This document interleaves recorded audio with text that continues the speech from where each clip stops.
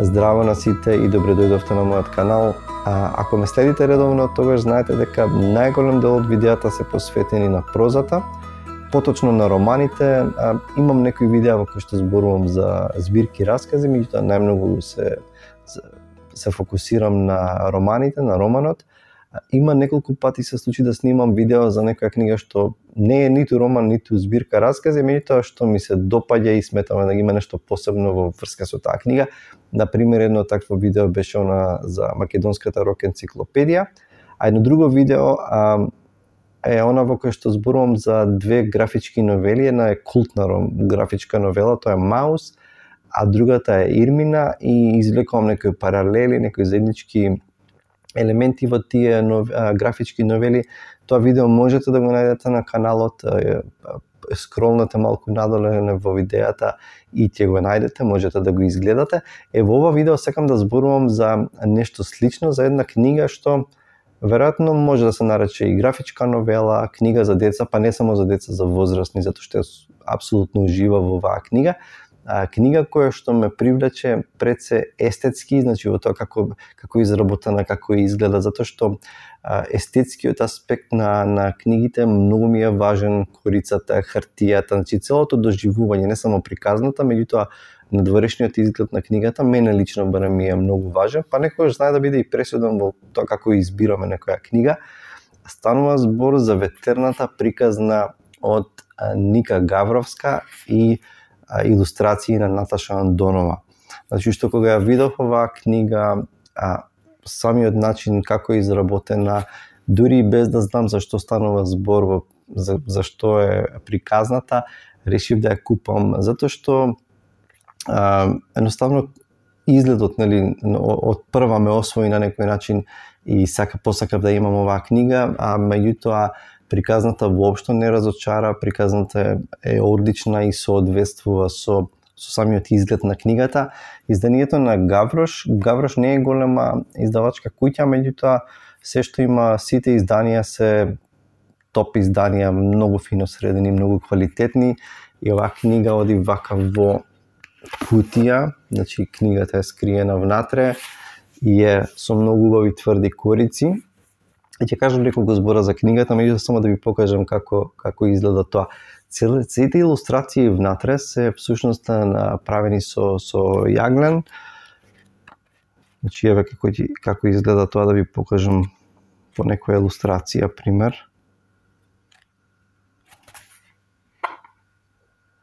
Еве како изгледаат илустрациите. И зашто станува всушност збор во приказна? Значи нема да ја прераскажувам приказнава, нема да правам спойлери, меѓутоа ќе ги прочитам првите неколку сосема кратки реченици. Еве како изгледа ова прологот. Станува збор за едно девојче и вака почнува: се викам Верта, ние сме сами, дедо и јас. Ова е свет без ветер.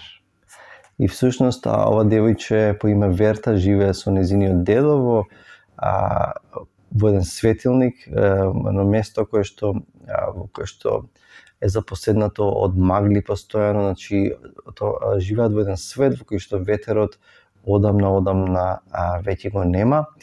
И таа раскажува и тука е многу убаво илустрирано, тоа ќе ви покажам како дедо и во една прилика и раскажува за тие ветерни луѓе кои што живееле во таа земја претходно, и каде што се раскажува за тие ветерни луѓе, ќе видите тоа е представено во други нијанси, значи приказна во приказна, и таму каде што се раскажува за тие луѓе како живееле и што се случило за да ветерот еден ден го снема и да исчезне. И ќе видите тука многу убав приказ има. Во една од главните улоги еден кит по име Гра, една мајка кит, незиното младенче кит, и целата таа приказна околу ветрот, како тој свет станал таков каков што е, што се случило за таа цивилизација со тие луѓе наречени ветерни, и како и во нели многу добри приказни, девојчето ќе се случи нешто и таа ќе тргне на патешествие. за да го едноставно го ослободи или да го врати ветерот на овој свет. И како што тргнува на тоа патешествие, книгата е многу интересно концепирана и замислена. Таа се сретнува на тоа незино патешествие со 12 современи херои, мали херои, меѓутоа луѓе од нашето секојдневие, луѓе кои што прават нешто со својот активизам, со својот труд, со својата иницијатива, ентузијазам, прават нешта кои што служат за подобрување на животната средина, општо за животот на луѓето околу нив. Сега книгата е поврзана, значи има поголема приказна поврзана со книгата, таа е поврзана оваа приказна заедно со проектот The Way of Heroes или патот на хероите, во кој што тука се прикажани тие 12 ликови, тоа се ликови има ликови што се од Србија, од Италија, од Словенија, луѓе што се занимаваат со разни активности. И она што е многу кул, да речеме, некаде кога ќе дојде приказната на тој и таа личност, тука има една многу убава како разгледница, позади има опис, кратко био за човекот или за мажот или жената или кој да е тој што е активист. И има баркод и може да го скенирате и може да погледнете на YouTube видео, кратко, обично се под 6 минути, за нивната приказна, нивната сторија, нивниот активизам. Јас ги изгледав како што читав книгата, ги гледав сите видеа и уживав, ептен искрено да ви кажам. Тоа се, значи, херои од нашето секојдневие. Например, има една жена која што складира, собира семиња од секакви растенија. Има една жена што има работилници, куклени представи во природа. Има еден човек што чистејќи ги шумите во Италија открила една древна пирамида. Има една жена, две жени всушност во Македонија, една жена во Тетово која што се бори против заградувањето и една жена во Охрид која што се бори за заштита на езерото. Значи многу интересни ликови. Девојчето ќе се среќава еден по еден нели на тоа патешествие, ќе видите како ќе заврши тоа патешествие, што ќе се случи со ветерот. Книгата се заокружува на еден многу убав начин, има речиси 500 страници оваа убава книга. И оно што ми се допадна, што би можел да кажам, што ми се допадна, освен значи визуелно и естетски, затоа нема да коментирам повеќе, затоа што како што кажав, вистинско искуство.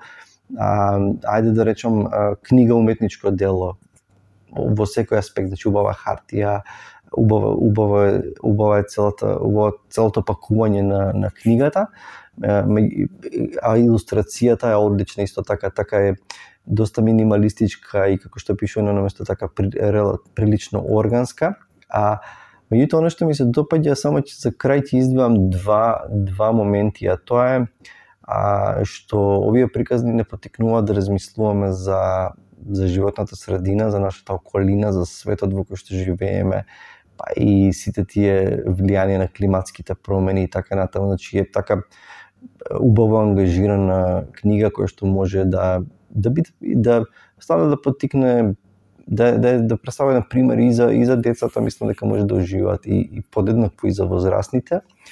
И друго нешто што ми се допаѓа е што тоа се секојдневни херои на нашето секојдневие кои што не инспирираат и на некој начин ни покажуваат дека кога нешто се сака, кога се има ентузијазам за нешто, дека не мора да се чека на некој од горе, не мора да се чека на државата и така натаму, дека туку тие мали напори, колку да ни изгледаат залудни, колку наспроти